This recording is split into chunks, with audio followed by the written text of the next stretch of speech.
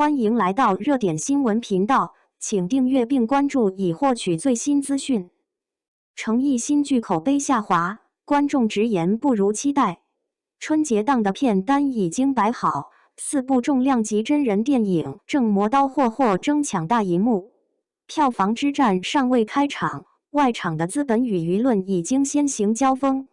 市场看似热闹，其实冷暖早有分化，谁能突围，取决于资源与情绪的博弈。张艺谋的新片《惊蛰无声》仍是舆论焦点，朱一龙与易烊千玺的组合几乎占据了观众心智。业内票房预期高达25到40亿。吴京执导的《镖人》风起大漠同样剑拔弩张。李连杰、谢霆锋加上81岁袁和平的加盟，几乎是武侠片黄金时代的复刻版。与此同时，《飞驰人生3》延续热血群像的路线，原班阵容回归，粉丝基础稳固。可是还有一部不走寻常路的竞争者《营救汪星人》选择与3强硬碰，这个策略在商业上更像一次豪赌。其实这部影片的命运早在9年前就埋下伏笔。2017年的拍摄，2018年的首映，票房成绩只有惨淡2个字。2019年重映，累计不到210万元。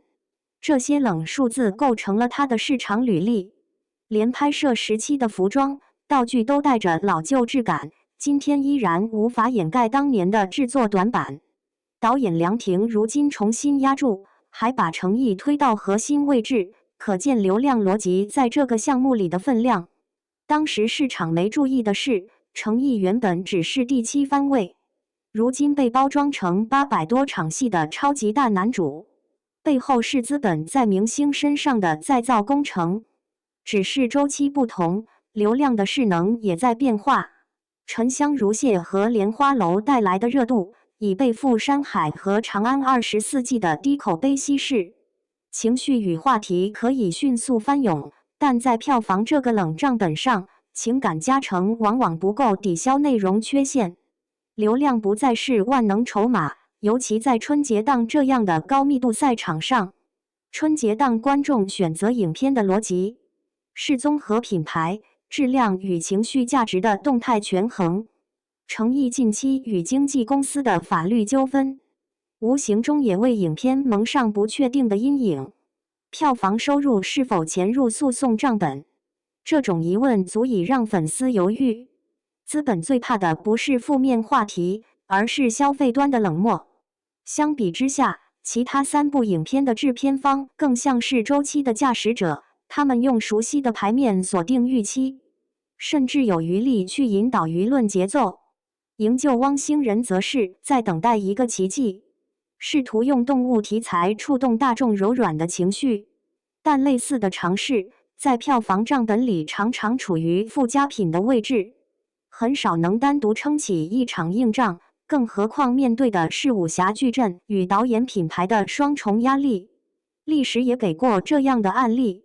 2014年的春节档，一部宠物喜剧试图挑战商业大片，之后票房腰斩，投资方不得不在半年内撤出市场。那时的结局是资本找到了更安全的赛道，宠物题材被打回单一节点的策略工具。跨周期的对照让现在的豪赌显得格外孤勇。此外，春节档的票房结构常有明显的头部集中，前3天的观影潮会迅速分化影片的座位率，口碑反转的速度在节假日尤其快。一旦首播观众的反馈不佳，后续的宣发补救几乎无法扭转曲线。这样的高压环境中，单纯依靠粉丝和情绪很难长期维持票房动能。回到今年的档期，营救汪星人面对的不仅是竞争对手的牌面，还有观众早已建立的档期心理。春节档是一次高密度的财富分配，片方压错题材，就等于把账本放在周期的下行面。导演的期待或许真诚，但市场并不会给情怀多一次机会。